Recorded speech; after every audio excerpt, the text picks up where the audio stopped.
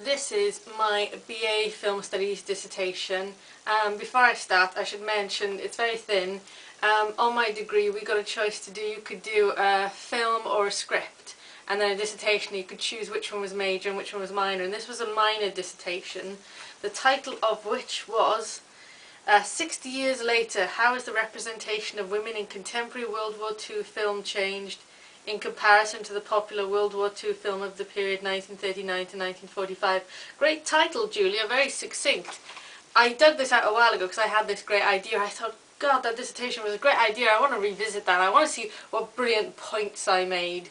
But what struck me more than anything was, well, how bad my grammar is for starters. This particular, my dissertation tutor used to kind of bring me up on the fact that I used to get its and it is wrong.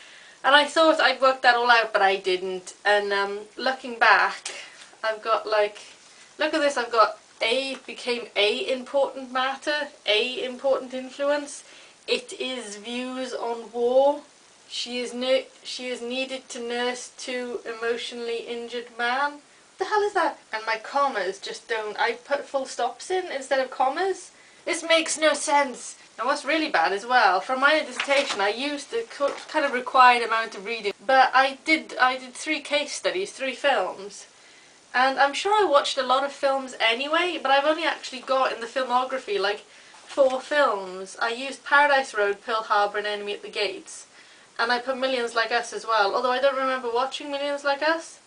I remember watching though The Land Girls and Mrs. Miniver, and I didn't use those in my filmography. I mean, it's quite diabolical looking back through it. The first time I pulled it out, I was like, this is terrible.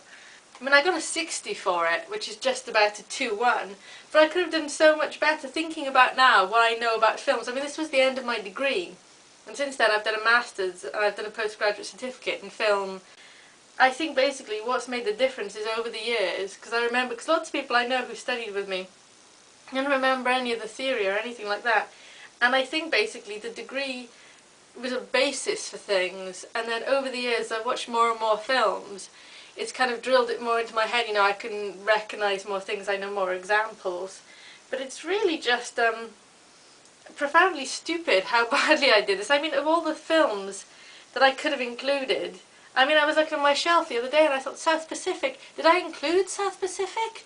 From Here to Eternity? I watched From Here to Eternity, but why isn't it in the filmography? But I think there are points to be made, and my idea was always to go back, oh, my brilliant work of art, and I shall go back and see what else I can do with it. But no, I think anything I did to it now would improve it so much. I did some great book research for this, but I don't know why my filmography is so thin, and I don't know why it's written so badly. There is one excellent point in here which I will share with you, because my teacher has put 2 ticks and said nice in the margins. This is about Evelyn in Pearl Harbor. I'm going to quote me. She exits the hospital and with the use of her lipstick she begins to mark the patients, deciding who needs help and indeed which ones will live and which will die. It's a terrible sentence. The use of her lipstick is highly symbolic of her empowered womanhood. The lipstick is symbolic of female submission to a male projected ideal of what a woman should look like. Evelyn uses the lipstick as an item of active power, thus transgressing the place of women's makeup as a tool of male subservience. Look at that! Why couldn't I have written the whole thing like that? My conclusion is just like, bleh. So for the time being, femininity has blocked the path of the positive and complete representation of women in the World War II film. Although it is clear that the representation is progressing, it is also quite clear that it has become stunted by girl power, and its persistence that feminine and strength can be combined. This is a positive point, however it is clouded over the fact that in a war film representation must be that of a woman and not of a girl. I see where you're coming from, Julia. I see 20-year-old Julia, where you're coming from. But you didn't make that point very well at all, did you? In May this will be 11 years old. Oh my goodness. What I'm going to do, I'm going to go away and watch some of those films, and I'm going to put together, I'm going to make a video about women in World War II film. Because I know a lot of women who are fans of kind of World War II in popular fiction and in films because they're interested in World War II history, but of course as women we don't have many women to identify with in films and books and the such like, because lots of things are about, you know, the front line and the soldiers.